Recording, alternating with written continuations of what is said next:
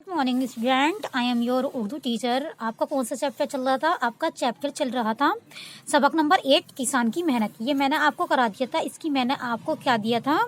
इसका मैंने आपको रीड करने को दिया था एंड इसकी नकल करने को दी थी। ठीक है, इसकी मैंने आपको अल्फाज मायने मना कर दिए थे। बुक एक्सरसाइज मैं करा चुकी हूँ। ठीक, ये मैंने मिलान भी आपको करा दिए थे, राइट रॉन्ग भी मैंने आपको करा दी थे। अब आता है आपका क्या आएगा? बादशाह का इंसाफ। तो सबक नंबर 9 निकाल लीजिए, बादशाह का इंसाफ।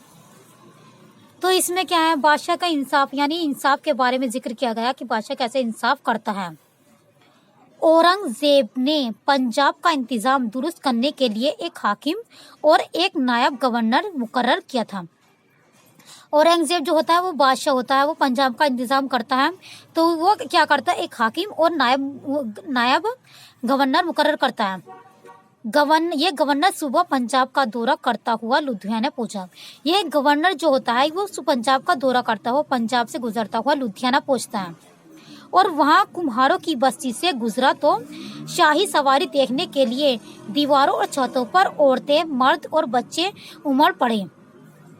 वहां पर कुम्हारों की बस्ती में जाता है तो वहां पर शाही सवारी को देखने के लिए दीवारों छतों पर क्या हो जाता है? फिर क्या होता है? शाही सवारी होती है तो उनमें दीवारों पर, छतों पर औरतें और मर्द और बच्चे उमड़ पड़ते हैं। एक मकान की छत पर कुम्हार की एक लौती लड़की ये मंजर देख रही थी। अब देखो कि है ना, वो जब वहां पर कुम्हार की बस्ती में जाता है तो वहां पे इसे देखने के लिए, शाही सवारी को देखने के लिए सब जगह छतों पर क्या मर्द, औरत, बच्चे सब चढ़ जाते हैं।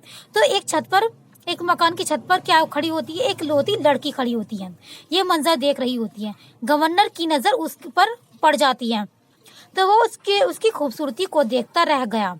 वो जब कुम्हार की लड़की थी वो बहुत खूबसूरत थी तो उसकी खूबसूरती को देखता है, वो रह जाता है। इसकी नीयत क्या हो जाती है? खराब हो जाती है। उसने मालूम किया कि ये किसकी लड़की है। अब वो मालूम करता है, पता लगाता है ये किसकी लड़की है। तो एक गरीब कुम्हार आगे बढ़ा और हाथ जोड़कर बोला। फिर क्या होता है कि इसमें एक गरीब कुम्हार आता है और आगे बढ़ता है और हाथ जोड़कर बोलता है, माई बाप, ये मेरी एकलौती बेटी है। एकलौती बेटी रहती है, उसकी एक ही लड़की ही रहती है। गवर्नर ने कहा, हम इससे शादी करना चाहते हैं। वो कहता है कि गवर्नर कहता है हम इससे शादी करना चाहते हैं। वो उससे शादी करना चाहता है तो वो उसके बाप से कहता है। कुम्हार खुददार इंसान था, कुम्हार के अंदर क्या थी? खुददारी थी। उसने क्या कर देता? वो उसका बाप, लड़की का बाप इनकार कर देता। ये सुनकर गवर्नर को गुस्सा आ गया तो ये गवर्नर जो है गुस्से में आग बबूला हो जाता है। ठीक है, उसने हुक्म दिया, कान खोलकर सुन ले। अब वो हुक्म देता है कि कान खोलकर सुन ले, तुझे कुछ दिन सोचने का मौका दिया जाता है। अब जब वो इनकार कर देता है तो वो उसे कुछ दिन सोचने का मौका देता है। कौन देता है? गवर्नर। किसे देता है? लड़की के बाप को।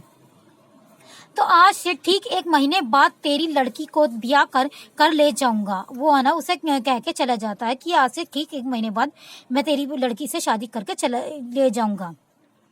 ये जुमला सुनकर क्या हो जाता है? कुम्हार के पैरों के नीचे से जमीन सरक जाती है।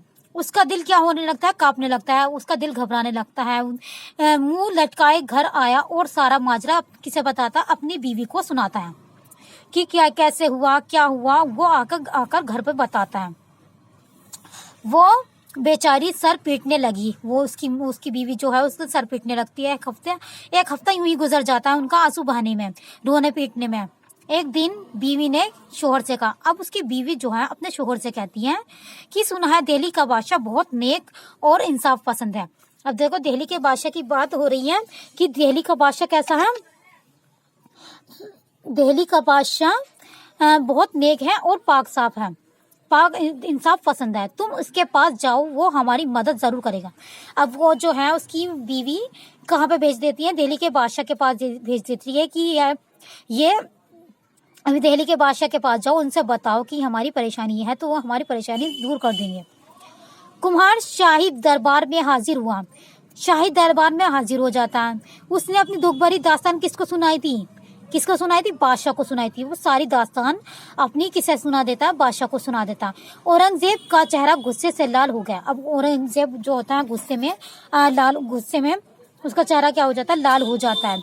उसने कुम्हार को यकीन दिलाया कि अब बादशाह जो है कुम्हार को ये दिलासा देते हैं, ये यकीन दिलाते हैं कि तुम्हारे साथ कोई जुल्म नहीं होगा, कि नहीं हो सकता, तुम्हारी बेटी हमारी बेटी है। वो कह रहा है कि जैसे तुम्हारी बेटी है वो भी हमारी बेटी है। जिस दिन वो जालिम गवर्नर तुम्हारे आबरू लौटने आएगा हम वहाँ मौजूद होंगे। अब वो क्या कह रहा है कि जिस दिन वो जालिम गवर्नर तुम्हारी आबरू लौटने आएगा तो हम वहाँ पर मौजूद होंगे।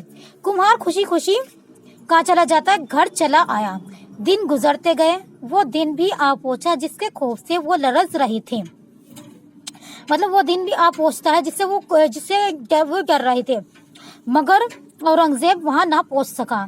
रात भर दोनों की आंखें दरवाजे पर लगी रही और रात भर वे दोनों उसका बादशाह का आने का इंतजार करते हैं। बादशाह के न आने से दोनों के दिल डूबने लगते हैं। इधर औरंगजेब हुकूमत के कामों में ऐसा उलझा कि उसे शादी की तारीख याद न रही। ईशा की नमाज के बाद जब वो सोया तो अब देखो कि ईशा की नमाज के बाद जब वो सोता है तो ख्वाब में क्या देखता है कि कुम्हार जो है हाथ जोड़कर कह रहा है कि आपने अपना वादा भुला दिया। कि वो ख्वाब देख रहा है। कौन देख रहा है? बादशाह। बादशाह घबरा के उठ बैठा। बस यही रात उसके इंसाफ और लड़की की शादी के लिए बाकी थी। औरंगजेब ने बगैर किसी को बताए घोड़े की जैन कसी और अल्लाह का नाम लेकर अंधेरे के बावजूद मंजिल की तरफ चल दिया। घने और खतरनाक जंगलों से गुजरता हुआ फजीर के वक्त लुधियाने की सरहद में दाखिल हुआ।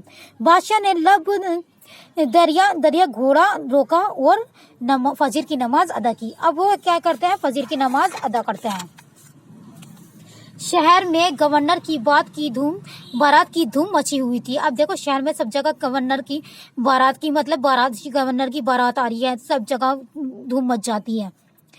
अब धूम मची हुई थी। कुम्हार और उसकी बीवी का बुरा हाल था। बेकसूर बेटी जान देने को तैयार थी। अब उसकी बेटी जो है उसकी शादी ऐसे शख्स से ऐसे लड़के से हो रही थी है जो उसके बाप को कह जाता है कि मैं 1 महीने बाद ब्याह करके ले जाऊंगा।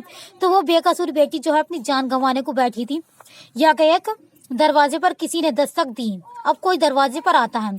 कुम्हार दरवाजे पर आया तो बादशाह को देखते ही उसकी आंखों में खुशी के आंसू छलक आए। तो जब वो देखता है तो वो खुश होने लगता है। वो महाराज कहकर बादशाह के कदमों में गिर पड़ा। दोनों घर में दाखिल हुए। कुम्हार बादशाह को इस कोठरी में लाया जहां उसकी एकलौती लड़की बैठी हुई जारो कतार रो रही थी। अब उसे बादशाह को वहां पर लाया जाता है जहां पर उसकी बेटी कमरे में थी। जिस कमरे में थी वहां पर बादशाह जाता है। औरंगजेब ने लड़की के सर पर हाथ फेरा और कहा। अब औरंगजेब जो है उसकी कुम्हार की लड़की के वो सिर पर हाथ फेरता है। आज से तुम हमारी बेटी हो। अब वो उसे कहता है कि तुम हमारी बेटी हो। बादशाह कहता है खुदा पर भरोसा रखो, तुम्हारा बाल भी बाका ना होगा।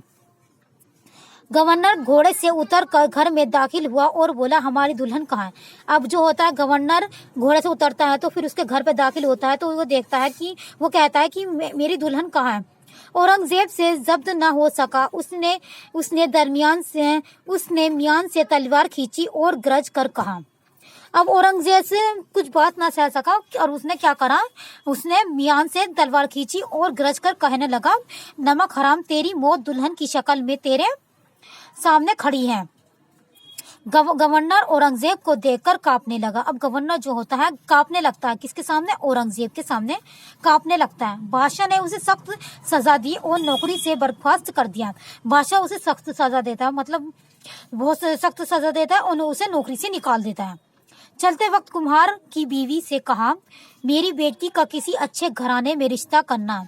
कहा जाता है कि कुछ दिन बाद कुम्हार ने अपनी बेटी का रिश्ता कहाँ करा था? अपनी बिरादरी में तय कर दिया था। फेरों के वक्त खुद बादशाह औरंगजेब वहाँ मौजूद था।